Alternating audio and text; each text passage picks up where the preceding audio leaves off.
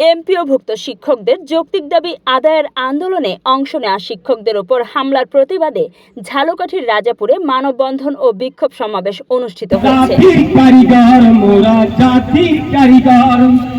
মঙ্গলবার দুপুর 12টার দিকে রাজাপুর প্রেস ক্লাবের সামনে উপজেলার সব এমপিওভুক্ত মাদ্রাসার শিক্ষক ও কর্মচারীরা শিক্ষা প্রতিষ্ঠান বন্ধ রেখে এই কর্মসূচি পালন করেন।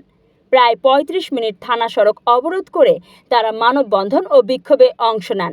এতে পথচারী ও যানবাহন চলাচলের সাময়িক ভোগান্তি সৃষ্টি হয়। সমাবেশে বক্তব্য রাখেন শিক্ষক জাকির হোসেন, আরিফুর রহমান, জিয়াউল হক, বরকতুল্লাহ ও মাহবুবুর রহমান সহ অন্যরা।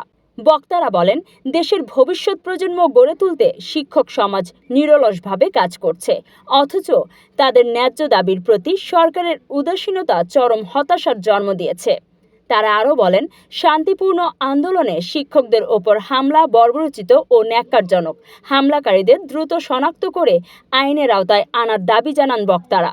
এ সময় তারা 20% বাড়ি ভাড়া, 1500 টাকা চিকিৎসা ভাতা এবং কর্মচারীদের 75% উৎসব ভাতা বাস্তবায়নের দাবিও জানান। বক্তারা হুঁশিয়ারি দেন, দাবি না মানা হলে পরবর্তীতে এক দফা জাতীয়করণের দাবিতে বৃহত্তর আন্দোলনে নামবেন তারা। আমাদের 3 দফা দাবি, এই